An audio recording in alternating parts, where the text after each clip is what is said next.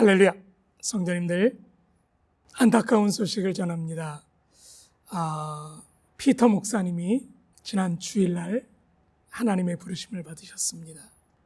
월요일날 아침 하나님 부르심을 받았다는 그런 소식을 들었습니다.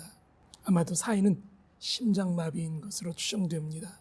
아직 그 오탑시 의사가 없어서 아직 사인이 확정이 안 됐습니다. 기도해 주시고요.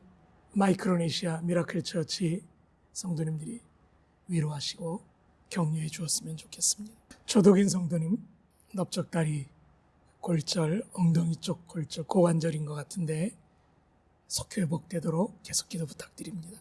코비드-19 하나님께 기도로 이겨내십시다. 더욱 기도에 집중하고 예배했으면 좋겠습니다. 하나님 말씀 창세기 35장 1절 말씀부터 15절까지입니다. 하나님이 야곱에게 이르시되 일어나 베델로 올라가서 거기 거주하며 내가 내 형 에서의 낯을 피하여 도망하던 때 내게 나타났던 하나님께 거기서 제단을 쌓으라 하신지라.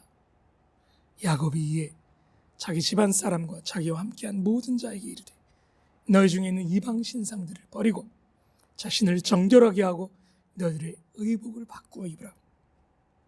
우리가 일어나 베델로 올라가자 내 환난 날에 내게 응답하시며 내가 가는 길에서 나와 함께 하신 하나님께 내가 거기서 제단을 쌓으려 하노라. 9절부터 15절까지 읽습니다. 야곱이 밧단 아람에서 돌아오매 하나님이 다시 야곱에게 나타나사 그에게 복을 주시고 하나님이 그에게 이르시되 내 이름이 야곱이지만 내 이름을 다시는 야곱이라 부르지 않겠고 이스라엘이 내 이름이 되리라 하시고 그가 그의 이름을 이스라엘이라 부르시고 하나님이 그에게 이르시되 나는 전능한 하나님이라 생육하고 번성하라. 한 백성과 백성들의 총회가 내게서 나오고 왕들이 내 허리에서 나오리라. 내가 아브라함과 이삭에게 준 땅을 내게 주고 내가 네 후손에게도 그 땅을 주리라 하시고 하나님이 그와 함께 하시던 곳에서 그를 떠나 올라가시는지라. 야곱이 하나님이 자기와 함께 말씀하시던 곳에 기둥 곧 돌기둥을 세우고 그것에 전제물들을 붓고 또 그 위에 기름을 붓고 하나님이 자기와 말씀하시던 곳의 이름을 베델이라 불렀더라. 아멘, 아멘. 이제 더운 여름이 서서히 지나가고 있습니다. 무더운 더위, 장마도 서서히 끝을 보이고 태풍도 지나갔습니다. 종종 이럴 때 지인들이 카톡을 보내옵니다. 추운 겨울 설산 배경으로 시원하시죠? 그런 카톡들이 오곤 합니다. 여름에 우리는 겨울을 상상합니다. 괌 사람들하고 이야기하다 보면 거의 대부분 눈에 대한 로망을 갖고 있습니다. 겨울의 묘미 중 하나가 산행입니다. 겨울 산에 가보신 적 있습니까? 혹시 산행을 산 타는 사람들이 전문 용어로 뭐라고 하는 줄 아십니까? 레셀 혹은 러셀 산행이라고 합니다. 이 말은 미국의 제설차를 지은 발명한 사람 이름이 러셀입니다. 제설차가 눈을 치우면서 전진하듯이 그렇게 산행을 할 땐 앞에 있는 눈을 치우며 가야 되기 때문에 레셀 산행이라고 합니다. 산행을 하려면 최소한 등산 지식이 좀 있어야 합니다. 그리고 용감해야 되고요. 배짱도 있어야 되고 판단력과 결단력. 그리고 무엇보다도 혼자 가서는 안 되고요. 같이 동행이 같이 있어서 조심해야 합니다. 그리고 무엇보다 체력이 필요합니다. 특히 때로는 무릎, 때로는 허리까지 빠지는 눈 속에서 여차하면 정말로 위험합니다. 그래서 최대한 겨울 산행은 주의해야 합니다. 겨울 산행의 원칙 가운데 잊지 말아야 될 아주 중요한 원칙이 하나 있습니다. 그것은 산을 타다가 길을 잃었을 경우 다시 길을 잃은 제자리로 돌아오는 것입니다. 즉 마지막 리본으로 자리를 만들어놨던 그 자리, 자기가 아는 자리까지 되돌아와야 합니다.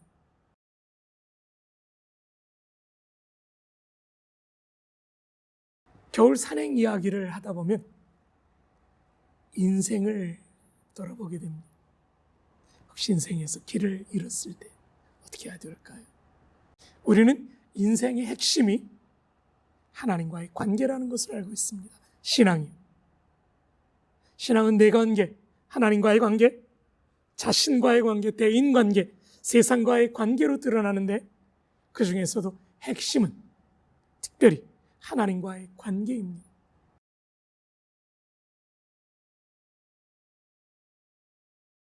러셀 산행에서 길을 잃었을 때 되돌아와야 되는 것처럼, 그리고 산행에는 원칙이 있는 것처럼 인생에도, 인생의 핵심인 신앙에도 원칙이 있습니다. 길을 잃었으면 다시 돌아와야 합니다. 주님과 함께 걷다가 그 길에서 벗어났다면 마지막 내가 주님을 놓쳤던 자리가 어딘지 돌아가야 합니다. 주님은 에베소 교회에 그렇게 말씀하시죠. 내가 어디서 떨어졌는지 돌이켜. 우리는 하나님과의 관계를 놓쳤던 자리로 되돌아가야 합니다. 러셀 산행에서 되돌아가듯 주님은 길이십니다. 진리고 생명이신 주님과 함께 걷다가 주님의 길 안내를 받다가 어느 순간 우리는 내 스스로 길을 걷곤 합니다. 주님을 내팽겨둔 채. 그리고 주님이 보이지 않자 삶의 이정표를 놓치게 됩니다. 예수 표지판을 놓치는 순간 우리는 혼돈스럽습니다. 내 생각, 내 판단, 내 이익을 쫓아 길을 급하게 걷다가 어느 순간 주위를 돌아보면 주님은 보이지 않습니다. 이때 어떻게 해야 되죠? 돌이켜야 합니다. 주님께로 돌아서는 것. 러셀 산행에서만 수칙이 아닙니다. 우리의 삶의 수칙입니다. 이 산행은 굉장히 중요한데, 왜냐하면 내가 간 길이 다른 사람들에게도 그 길을 따라오는 루트가 되기 때문입니다. 그러므로 러셀 산행에서 내려올 땐 지우며 내려와야 합니다.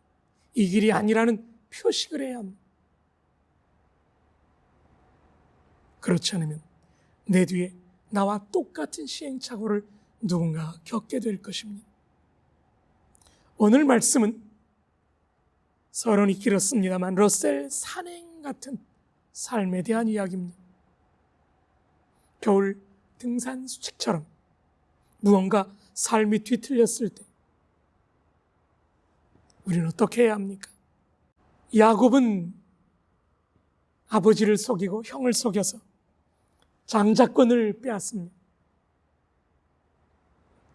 라반의 집으로 도망갑니다. 20여 년간 어머님의 죽음도 보지 못하고 최악의 삶을 살다가 이제 고향으로 돌아가기로 결정합니다. 형이 자기를 죽이려 했던 것을 알기 때문에 형을 만나면 목숨이 위태로운 것을 압니다. 어떻게 해야 될까 고민하다가 야복 강가에서 밤새워 기도하며 천사와 씨름하지 마침내 하나님의 은혜를 입고 그 이름이 이스라엘로 바뀝니다. 목숨 걸고 형과 대면할 준비를 합니다. 형은 군대를 거느리고 그를 맞이합니다. 서서히 가까워집니다. 이제 목숨이 왔다 갔다 합니다. 그러나 하나님의 은혜로 형은 구원, 과거의 원한을 다 잊고 눈물로 상봉합니다. 이제 형은 그의 길 앞잡이가 되어주겠다고 말합니다. 하나님의 은혜로 야곱은 죽음에서 살아났습니다. 그리고 이제 그는 다시 하나님의 은혜로 약속의 땅을 밟게 됩니다. 그는 하나님의 얼굴을 보면 죽는다 하는 신앙의 전통을 깨고 형을 하나님의 얼굴 보듯 봅니다. 이게 히브리 언어로 푸니엘인데 일종의 언어 유희가 거기 있습니다. 하나님의 얼굴을 본, 그래서 그는 그곳 이름을 브니엘이라고 말하죠. 야복강가에서 하나님을 보았다고 브니엘. 그리고 형의 얼굴을 보며 그는 브니엘, 하나님의 얼굴을 보는 것 같다고 말하죠. 그는 가나안 땅 세겜으로 향합니다. 그리고 하나님을 부르며 단을 쌓는 장면이 33장 20절에 나와 있습니다. 그러나 그 이후 그의 삶에 문제가 좀 벌어집니다. 이어지는 창세기 34장은 야곱이 정착하려던 가나안 땅 세겜, 그리고 야곱의 딸 디나의 강간 사건으로 심각해집니다. 하물과 세겜은 혼인을 위한 모든 좋은 조건을 제시하고 시몬과 레위 둘째 셋째는 그들에게 할례를 제안합니다. 할례 때문에 힘들어하는 그들을 몰살시키고 그들의 전 재산을 빼앗습니다. 야곱은 이제 세겜 한 족속과 싸움을 고민해야 될 심각한 상황을 맞게 됩니다. 야곱은 그 땅 정착하여 그 땅 주민들과 어울려 살려고 했지만 자식들은 평화를 깨고 전쟁을 선택했습니다. 이제 야곱은 두려워하기 시작합니다. 이런 절체절명의 순간 하나님이 야곱에게 하시는 말씀이 바로 오늘 창세기 35장입니다. 하나님은 이렇게 말씀하십니다. 베델로 올라가라. 그의 판단은 세겜이었지만 하나님은 베델로 올라가라는 것입니다. 베델, 하나님의 집. 다시 하나님의 집으로 가라는 것이죠. 마치 러셀 산행에서 길을 잃었던 사람들이 다시 제자리로 돌아와 길을 찾듯 하나님은 그에게 그가 만났던 그 베델, 하나님을 형을 피해서 도망가던 21년 전 그 베델로 돌아가라고 말씀하십니다. 삶이 뒤틀렸던 바로 그때 하나님을 만났던 그 첫 자리로 돌아가는 것, 신앙에 있어서 아주 중요한 원리가 아닐까요? 하나님은 왜 베델로 올라가라고 하십니까? 거기 거주하며 내 형 에서의 낯을 피하여 도망하던 때에 내게 나타났던 하나님께 제단을 쌓으라, 예배드리라. 여사이 코비드-19으로 예배가 너무 느슨해지고 있습니다. 성도님들 베델로 돌아가십시오. 지금 뭔가 잘못됐다고 느끼지 않으십니까? 베델로 돌아가십시오. 예배의 자리로, 다시 성전으로, 다시 하나님 품으로. 물론 영상 예배도 의미가 있습니다. 때때론 반복해서 듣기도 하며 때로는 놓쳤던 부분을 다시 듣기도 하며 은혜를 받기도 합니다. 그러나 같이 모여서 하나님을 찬양하며 눈물로 예배하듯 그 예배의 현장 또한 우리가 무시할 수 없습니다. 33장에서 그는 에렐로헤 이스라엘 하나님께 그는 제단을 쌓았습니다. 그런데 왜 하나님은 베델로 올라가라고 하십니까? 하나님의 전에서 다시 주님을 만나는 성도님 되시기를 주님의 이름으로 축원합니다. 축원합니다. 주님을 만날지어다. 주의 전에서 주를 만날지어다. 야곱은 어떻게 주님을 만납니까? 자기 집안 사람과 함께한 모든 사람들에게 그는 말합니다. 너희 중에 있는 이방 신상들을 버리고 자신을 정결하게 하고 의복을 바꾸어 입으라. 환경을 바꾸라고 말합니다. 주변까지 바꾸지 않으면, 환경이 바뀌지 않으면, 조직적으로 바꾸지 않으면 어렵습니다. 인간인지라.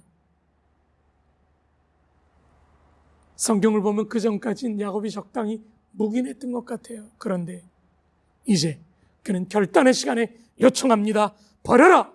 정결케 하라! 그리고 외모까지, 형식까지 바꾸라. 그렇습니다. 우상을 버리라고 말합니다. 우리 어제 토요일 새벽 예배를 통하여 히스기야 왕, 느호스탄 500년간 이스라엘이 섬기던 놋덩이를 깨트려버리고, 예, 서로 그것이 예수 그리스도의 예표라 할지라도 우상시 된다면 깨트려버리죠. 버려야 합니다. 우상은 그것이 무엇이든 버려야 합니다. 그리고 정결하게 하라. 물론 여기서 정결은 목욕을 말합니다. 이것은 우리의 영혼의 정결함을 위하여 육신까지도 정결케 하라는 구약적 표현입니다. 예, 정안 써놓고 온몸을 찬물로 추운 겨울에도 닦았던 우리의 선조들처럼, 그리고 의복까지 바꾸어 입으라고 말합니다. 이방 신상을 따르던 이방적 복장, 거룩한 외양으로 바꾸라고 말합니다. 그리고 오늘 우리의 주제인 일어나 베델로 올라가자. 그는 온 가족, 온 식설, 모든 사람들에게 하나님의 집으로 올라가자고 주장합니다. 왜 베델로 올라갑니까? 내 환난 날에 내게 응답하시며 내가 가는 길에서 나와 함께 하신 하나님께 제단을 쌓으려 하노라. 그는 자기의 간증을 말합니다. 내가 20여 년 전 형을 피해서 도망가던 때 돌베개를 베고 누워 자던 그곳에 하나님께서 나타나시고 응답하셨습니다. 그곳에 사다리가 놓이고 하늘로 올라가는 놀라운 꿈을 꾸었다. 이것은 하나님의 집이구나. 내가 돌아오면 베델에서 제단을 쌓겠습니다. 성전을 세우겠습니다. 11조를 드리겠습니다. 그가 하나님께 약속하는 장면이 나옵니다. 그리고 야곱은 그것 까마득하게 잊어버렸습니다. 돌아와서도 잊어버렸습니다. 그러나 하나님은 그 약속을 기억하고 계셨습니다. 다시 돌아오라는 것입니다. 나의 가는 길에서 나와 함께 하신 하나님, 그동안 우리의 삶의 하나님이 어떻게 함께 하셨습니까? 그 하나님께 돌아가시는 성도님들 되시기를 주님의 이름으로 축원합니다. 사람들은 어떻게 반응했습니까? 그들은 자기 귀에 있는 귀걸이, 때때로 이 귀걸이엔 우상이 달려 있습니다. 야곱에게 이것들을 주고 이 귀금속 금부치들을 그는 세겜 근처 상수리 나무 아래 묻어버립니다. 귀한 것들, 값비싼 것들이지만 그들은 기꺼이 포기합니다. 과거는 묻어버립니다. 왜 그것들을 녹여서 새로 쓰지 않고 묻어버립니까? 더러운 것은 모양이라도 버리라. 기꺼이 그 귀한 것들을, 귀금속들을 세겜 상수리 나무 아래 묻어버립니다. 위대한 일을 향해 나아가는 사람은 과거를 묻어버려야 합니다. 왕년으로 돌아가지 마십시오. 그러자 하나님이 그 사면 거울로 두려움을 느끼게 하십니다. 야곱의 아들들을 추격하는 자가 없게 됩니다. 하나님은 도리어 최악의 상황에 하나님을 찾아 나가는 하나님의 사람들에게 힘 주셔서 아무도 그들을 공격하러 엄두를 내지 못하게 만드셨습니다. 그 당시 법대로라면 그들은 마땅히 야곱에게 하몰 족속들은 보복해야 합니다. 세겜은 공격을 했어야 합니다. 그러나 하나님은 그들에게 두려움을 주셨습니다. 공격도 징벌도 싸움도 전쟁도 모든 문제도 하나님의 허락하에서만 벌어지는 것입니다. 코비드가 두려우십니까? 하나님 바라보십시오. 두려워하지 마세요. 무엇이 두렵습니까?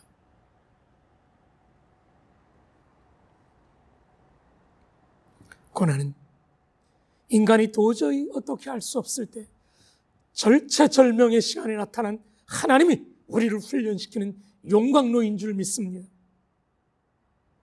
거기서 모든 것을 묻어버리고 덮어버리고 순수한 것만 남기고 더러운 우복 벗어불 태우고 정결함으로 하나님 앞으로 나아가는 성도님들 되시기를 주님의 이름으로 축원합니다. 하나님은 다시 야곱에게 나타나십니다. 그리고 그에게 복을 주십니다. 그 복은 어떤 복입니까?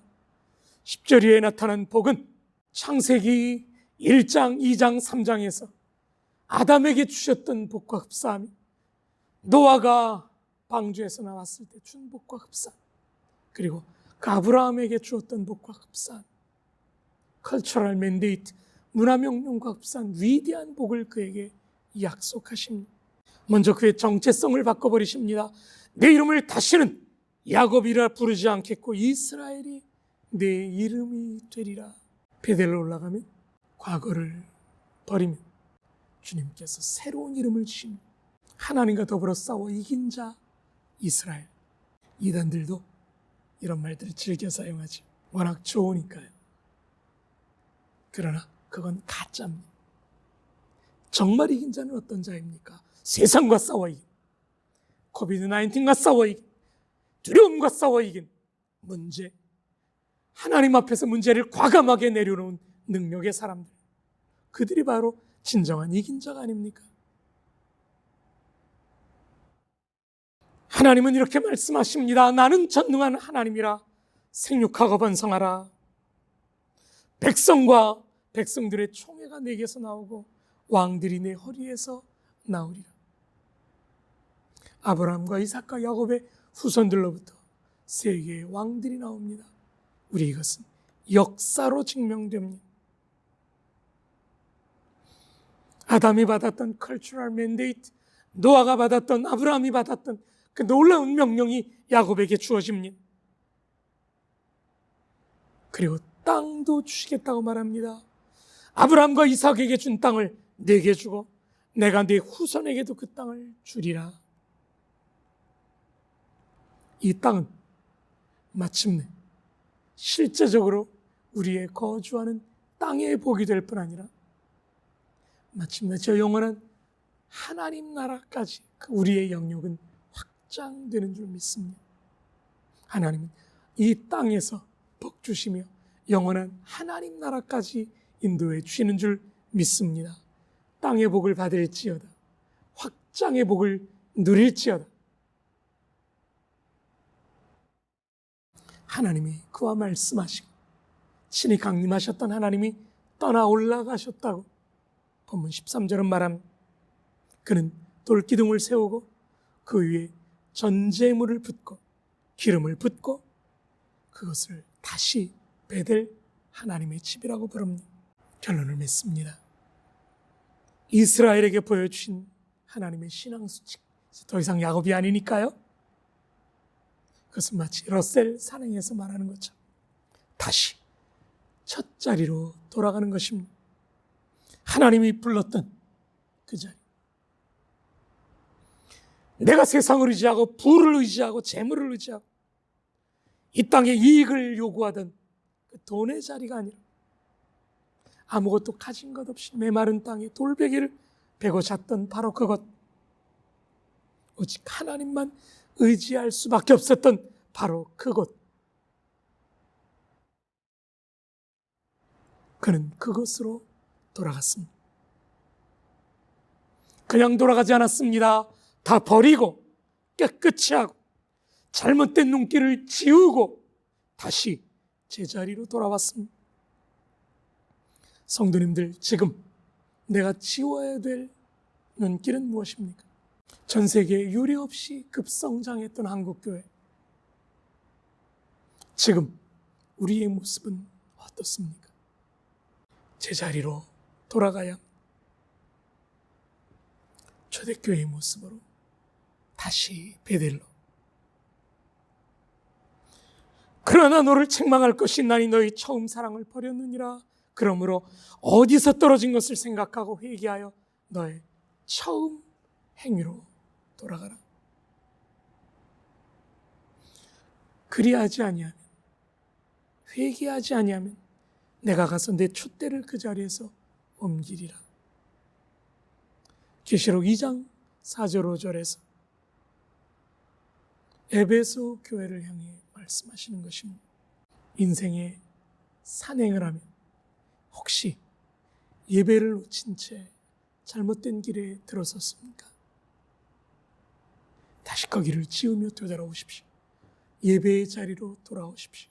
그리고 베델, 하나님의 집, 예배의 자리로 올라가는 성도님들 되시기를 주님의 이름으로 축원합니다.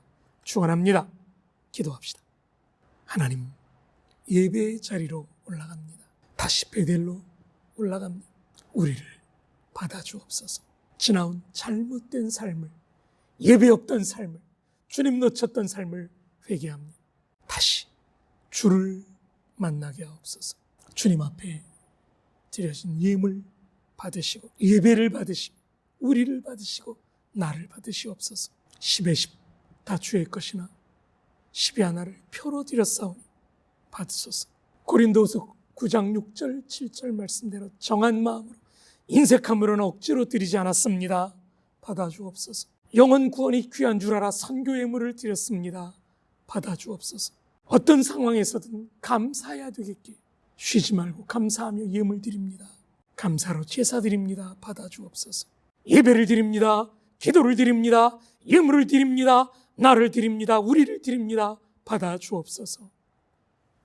이제는 베델로 올라가라고 십자가에서 나를 위해 죽으시고 우리를 위해 부활하신 주 예수 그리스도의 은혜와 야곱 같은 우리에게 다시 베델의 기회를 허락하시는 아버지 하나님의 넓고 극진하신 사랑하심, 오늘 이 순간도 다 버리고 씻고 정결케 하고 주를 향해 약속의 땅을 허락하시며 나아가게 하시는 성령의 역사 인도포 위로교통 충만 승리케 하시고 오늘 주의 전에서 약속의 땅 베델로 하나님의 집으로 올라가기로 결정한 백성들 머리머리 위에 가정, 사역, 꿈, 계획, 비전 위에 더 이상 두려워하지 않는 성도들 머리머리 위에 이제부터 영원토록 함께 있을지어다.